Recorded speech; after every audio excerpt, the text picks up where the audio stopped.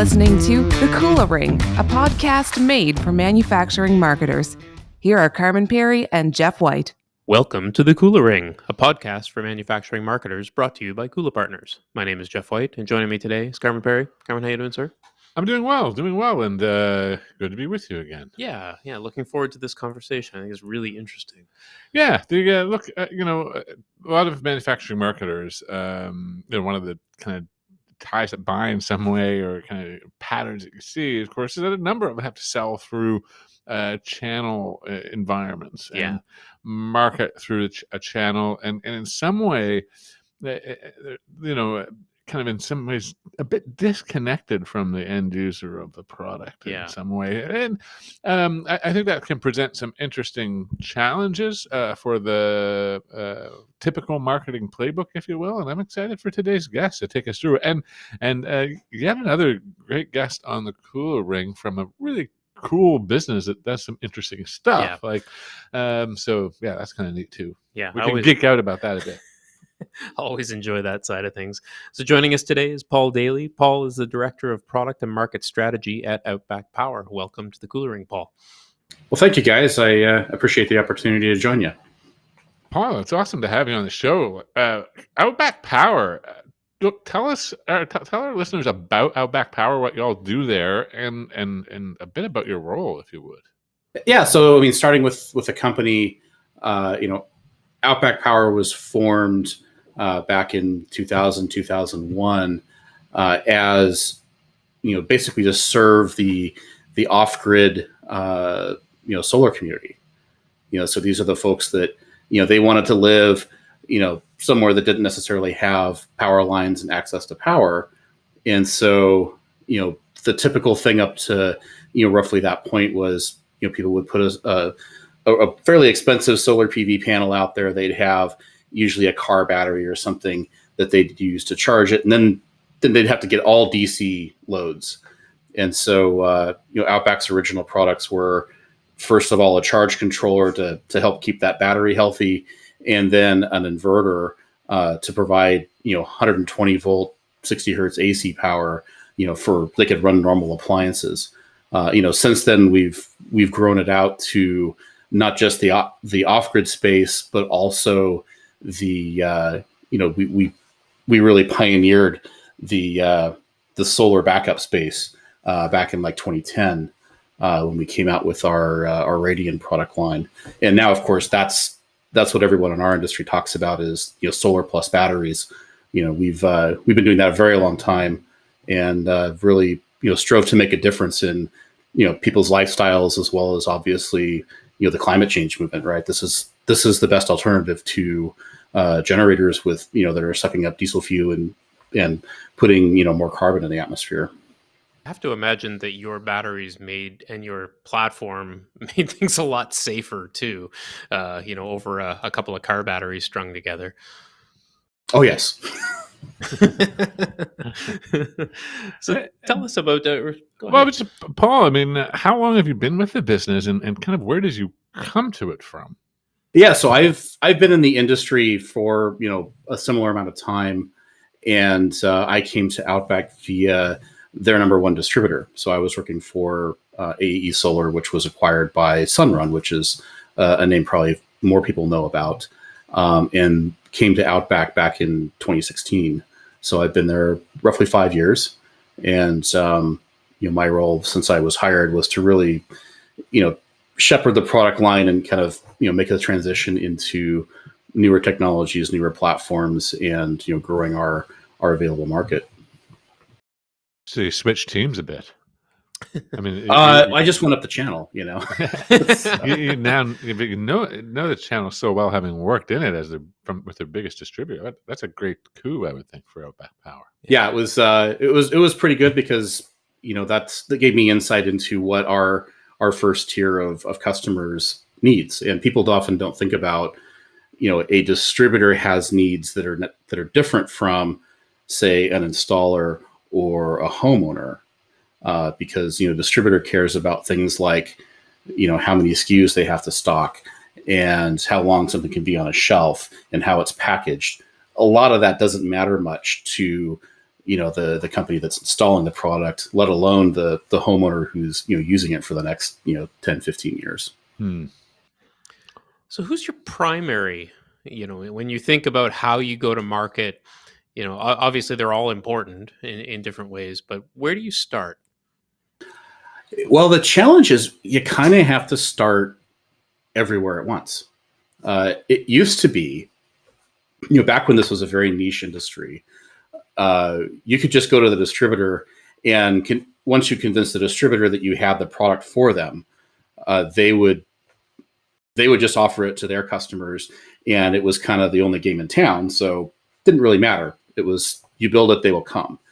And as the market has evolved and more players have gotten into it, you not only have to convince the distributors that your product is worthwhile, but you also have to convince at least that first tier of installers, because the distributor wants to know, okay, if I stock this, is someone going to buy it? Right? They don't want stuff sitting on their shelf. That's their cash that's tied up. And the installers want to know that, the homeowners will buy it from them. And that's changed as well. I would say as recently as 4 or 5 years ago, most homeowners would basically just tell the installer, hey, whatever you think is the best thing. This is a product similar to, like an air conditioner, a heat pump, or a furnace. Most homeowners aren't saying, hey, I want, Trane or Lennox or whatever. They're saying, yeah, whatever you sell, just give me the most efficient one or the most cheap one or whatever their metric happens to be. And that's evolved in our industry because, of the high profile of certain companies. You've got these household electronic companies getting into it, like LG and Panasonic. You've got Tesla getting into it. And it's ironic for us as, we came from being, that established brand in the industry to, okay, now everyone recognizes these other brands because they're involved in so many other things that get a lot more publicity. So it's, you've got to establish that value proposition.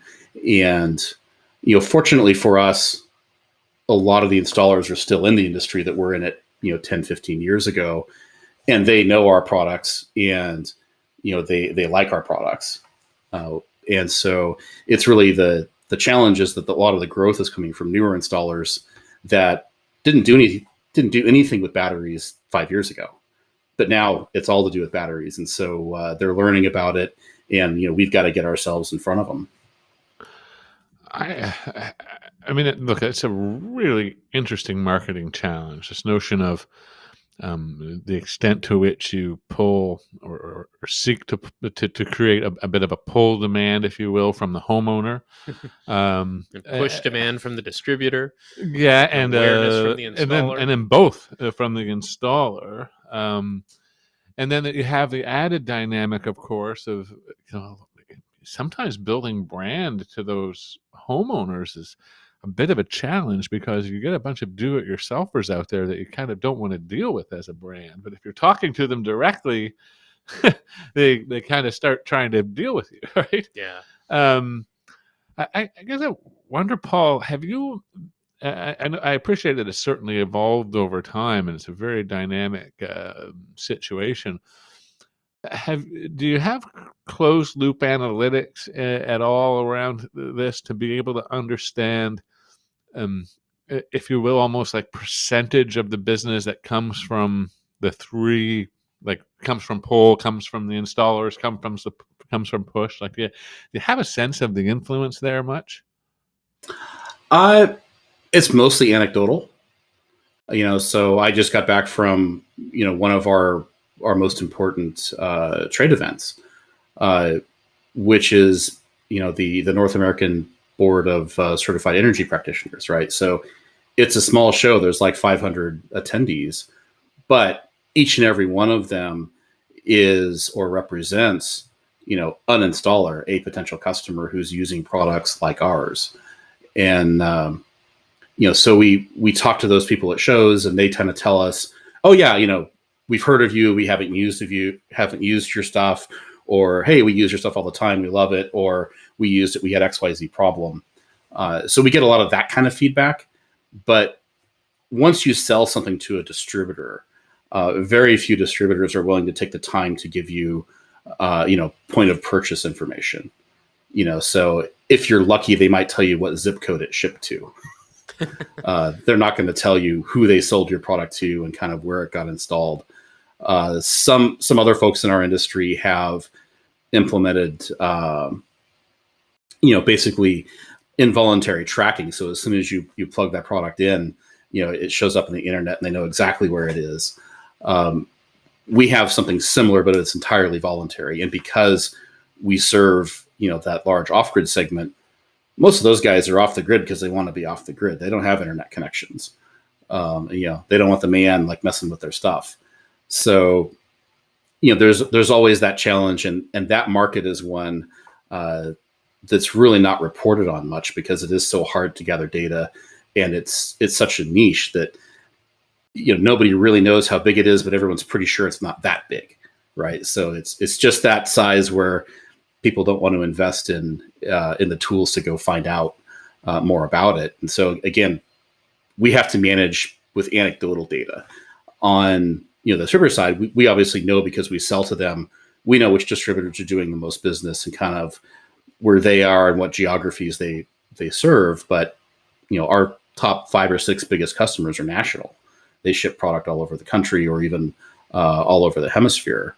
And so, we don't necessarily know. We may ship it to California. It might get installed in Maine. And we won't know anything about that unless that person in Maine joins our monitoring platform and we can see it show up there. I have to think, as competitors like Tesla, big brand recognition amongst consumers, move into a space like this where you guys have been a quality and a premium product leader for so long. You get dedicated group of distributors and installers and things like that. How do you, what are you providing, if anything, to your installers to help defend their choice to the end consumer? What are you doing there? So that's been the focus a lot more in the last, say, 3 or 4 years than it was before.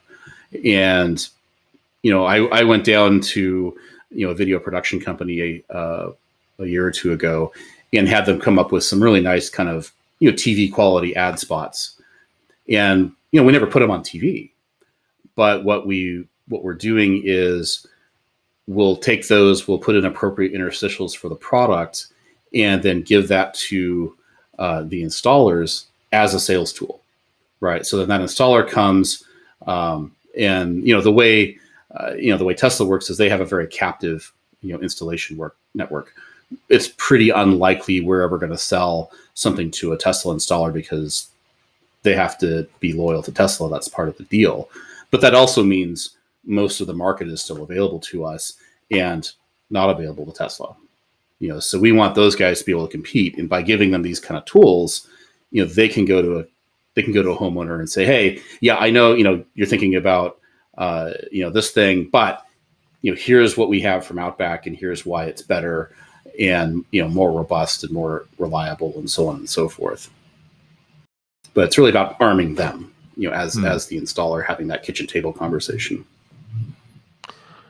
And I would have to think that not only does the kind of the marketing, the tonality of the communications, and kind of who's the recipient of it is, not only does that change over time as this market's matured, but I would have to think that the products that fit with the market have evolved as well. I mean, you find yourself introducing kind of more standardization of product, try to keep costs down as these new competitors are entering, or what's the dynamic of that space? I'm pretty sure we hold the record for having the oldest products that are still available, which is a simultaneously an honor and a shame. It's an honor because the products and platforms that we built 10, 15 years ago are versatile enough to keep working in the current environment.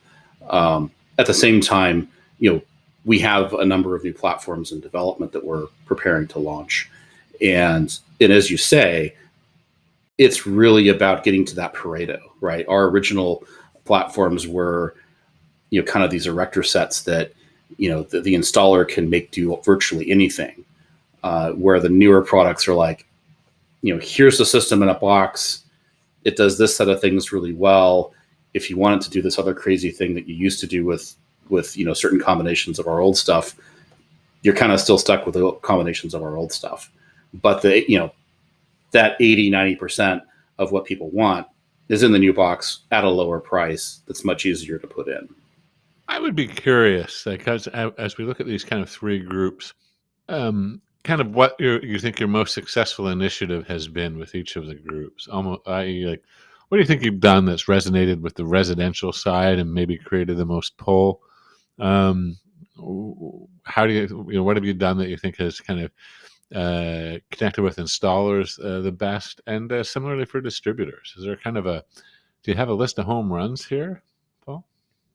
I don't know if there's much that I would qualify as a home run. I mean, because I came from Sunrun, so a home run there is a little more dramatic, but, and it kind of skews your perspective on it. But we got some solid doubles and triples, right?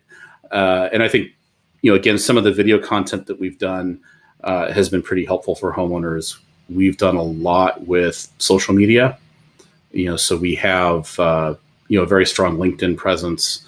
We've run a lot of Facebook campaigns, and we've got a lot of content on YouTube.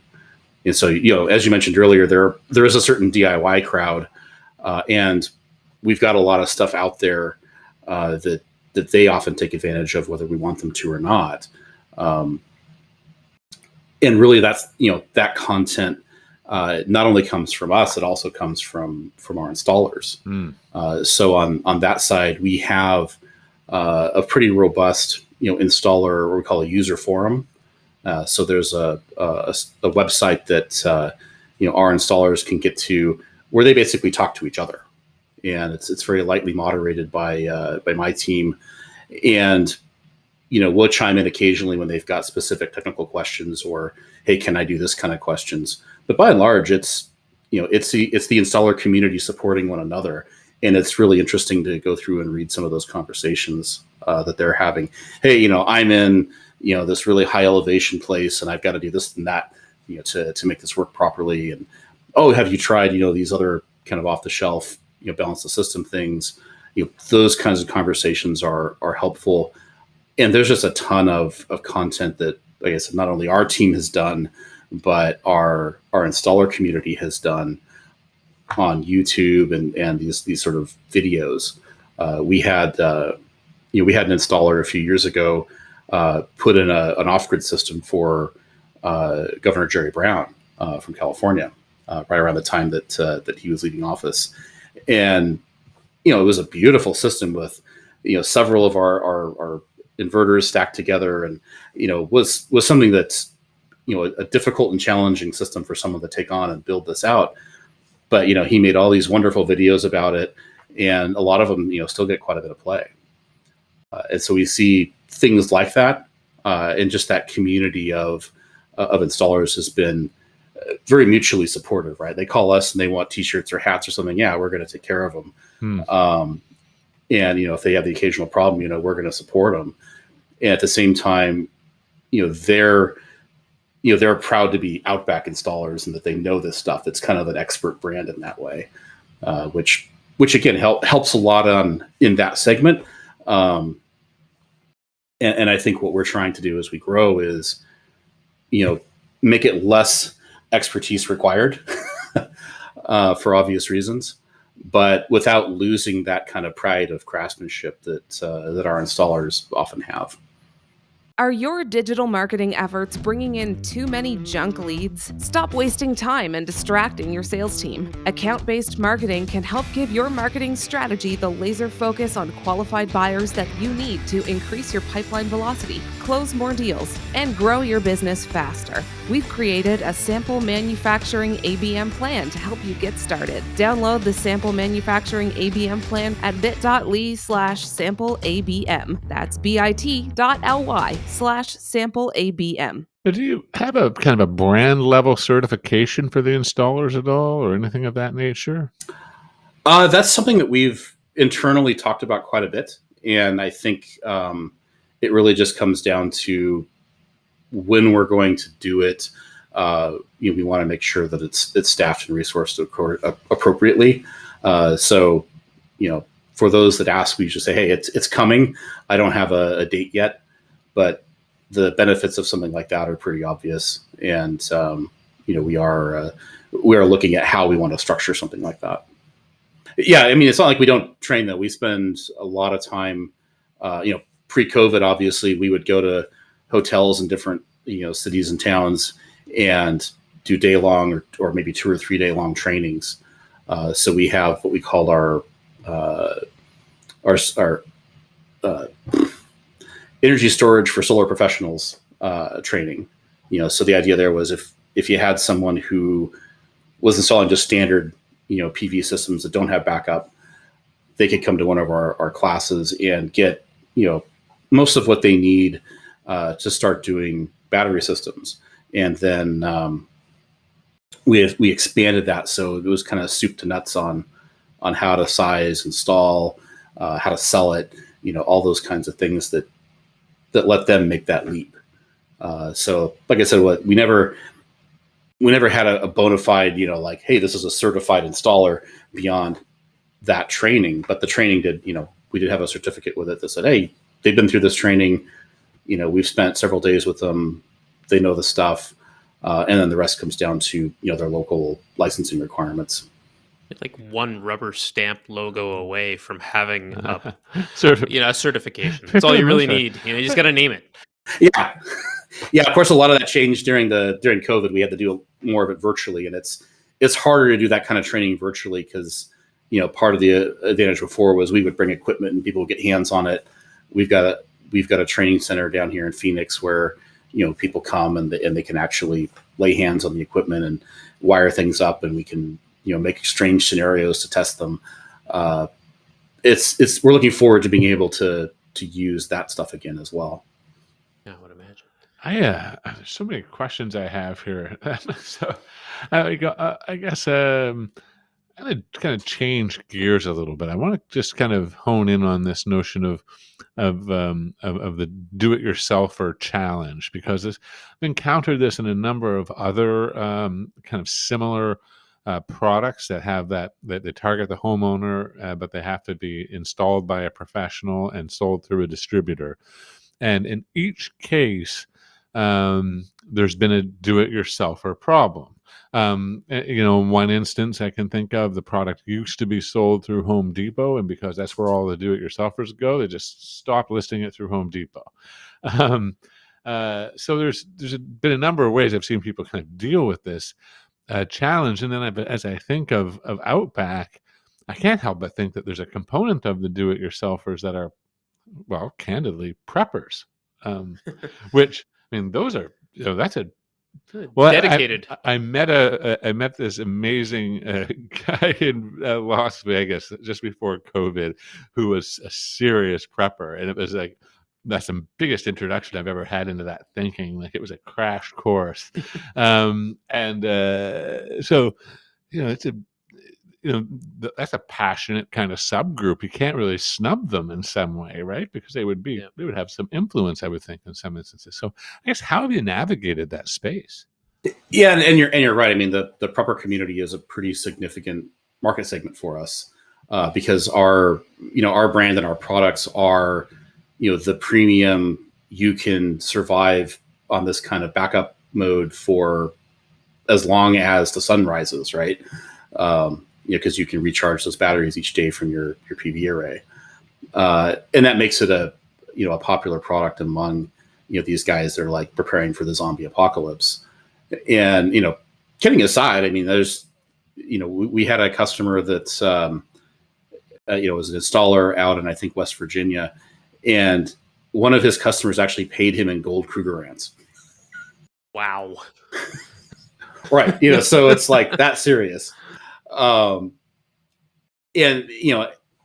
some of these guys, will try to do it themselves. The challenge with do-it-yourselfers isn't do-it-yourselfers per se. It's that there's a pretty wide mix of qualifications when you're talking about a do-it-yourselfer. It's hard to support them with a product that's particularly custom. Yeah, exactly. So, one of the things we've done is try to simplify things we put a lot of support materials out there. But if you read the codes and standards and stuff that apply to our equipment and apply to installing our equipment, there's all kinds of things. Qualified persons only. If you hire someone, they've got to have certain licenses, usually an electrician or something similar. And if you're going to touch that stuff yourself, I mean, it's a little more involved than installing a ceiling fan. You've got to know what you're doing. Which it should be noted, that is not a lot of fun. I mean, I installed 2 this summer alone, again, and you're hanging upside down. They're heavier than they should be. Yeah, no, it's not worth it.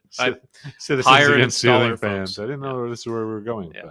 But. Sorry. Yeah, but this is a lot more challenging than that, right? Because you're interfacing with your home's electrical system. You're interfacing with the utility grid. You've got to have permission from the utility. You've got to have a building permit for it typically. And to get those permits, most homeowners in most places can get the permits themselves because, this is America. And by golly, if you want to hurt yourself in your own home, that's your right. So that's typically allowed. The challenge we have, of course, is they call us and we're like, okay, so Ohm's law. And they're like, what? I forgot about that in grade 10 physics. Yeah, and they're like, okay, well, you got to have the neutral wire. Which one's that? Like, okay, there are DIYers, that are very qualified and perfectly capable, but there's a lot of them that frankly get in over their heads. And what often happens is it creates some nice business for a local installer to come in and clean up the mess, and they usually end up paying as much or more than they would have for that installer just to install the system. Yeah, look, I've looked at your website here as we're chatting, even, and I'm just looking at the for homeowners component, and quite honestly, I think you speak to them at a, you meet them at a level, like you you're not speaking down to them. It's if you're honest in exploring a do-it-yourself approach, or as a homeowner you're interested, you're talking to them as though they're intelligently understand this. And if they don't, it's going to be obvious, I think, to them at some point that maybe they need to phone a friend. Yeah, I just like how you've done it without, because I've seen the other way where it's like completely dissuade them. Yeah, thou shalt not pass. Yeah. Kind of thing. Yeah, and as the safety guy, I would like to do that sometimes, but that's a pretty significant portion of our business, and at some level we have to accommodate it. Now, what works pretty well is we do have certain distributors and even sub-distributors that specialize in these DIY guys. And the thing that separates the wheat from the chaff among those distributors are the ones that have large technical support teams. They make more margin on the product often than we do, but they plow that into really good support. And so, they'll sell it to a customer at retail, but then that customer calls them, not us.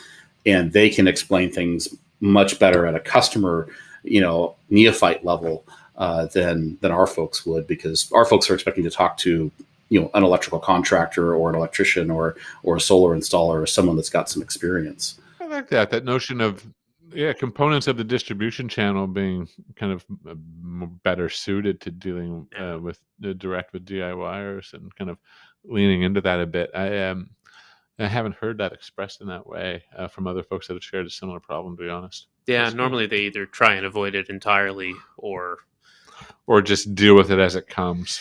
Yeah, and some have, depending on the technical nature of a product, some will actually begin to spin up new products that are a bit more DIY focused and maybe not quite as powerful as the stuff that the installers can do. So it sounds like you're doing a bit of that anyway. Yeah, I mean, at the end of the day, we're trying to make it easier for the installer, which by extension would make it easier for a DIY. But officially, we don't condone the DIY, but we also recognize there's really not much we could do about it. And so at the end of the day, we want everyone to be safe and successful in their installations, and try to provide the necessary levels of support for that. This has been a really, I think, cool and fascinating conversation, Paul. I've really enjoyed it. I wonder, as we kind of come to a close here, I mean, you've really have been riding this wave for a while. I mean, you've seen a lot of change in this emerging category. And now with the kind of the entrance of very dominant consumer brands into the space, for people that find themselves in a similar kind of channel sales challenge, I wonder if you have any kind of parting advice as we call it a day here. Well, one of the exercises that we do that I found incredibly helpful is, doing a customer journey map, but doing it at every level, right? So you do a customer journey map for the homeowner, you do a customer journey map for the installer, you do a customer journey map for the distributor. Because I said before, they all have very different needs, and there's different things that are going to make them successful. And you need to understand what each of those is so that, everybody benefits throughout the channel. And I think, you mentioned, Tesla earlier, and as a distributor, one of the real challenges with Tesla was that they basically publish their factory gate price. So they say, oh yeah, the Powerwall costs X. That's what the installer pays for the Powerwall. And so the homeowner is expecting basically the installation to be free. And, there's no markup on the product. And so it puts both the distributor and the installer in a real spot because, there's nothing they can do to kind of match the normal way things are done, where you say, hey, we publish an MSRP and we sell at various discounts of that based on where that person is in the channel, their volume, etc. And it gives them flexibility to decide whether they want to be a high service outlet or a low cost outlet. The idea of producing a journey map at every level of of your different personas and different customer groups, I think is really great advice. There's an awful lot of organizations that should be looking very deeply into that and really digging in with the people who are involved in each of those levels and understanding their needs. I think that's and if you don't do that, you may not notice the nuance around something like the challenges that Paul just articulated with Tesla on the pricing. So and it also helps to illuminate, we really need to generate some content at this point in the journey map so that we can alleviate these objections or whatever. Right. It seems like not everybody sees it as important work, but I think it's fundamental to being able to sell and market your product well. Yeah, you've got to think about the whole channel holistically. If you just do all your advertising and all your marketing and all your product design for end customers, you'll reach a certain level of success because there's enough pull demand. But you'll be much more successful if you also think about how you're packaging it for distribution, how you're managing your pricing structures, how you're managing channel conflict. All of these kinds of things are going to come up. And if you don't plan for them, they're just going to whack you upside the head when you least expect it. That is an excellent way to leave the show. Thanks very much for your insight, Paul. It's been a great conversation. Thank you. I enjoyed it as well. All the best. Thanks for listening to The Cooler Ring with Carmen Perry and Jeff White. Don't miss a single manufacturing marketing insight. Subscribe now at KulaPartners.com/The Cooler Ring. That's KULAPartners.com/The Cooler Ring.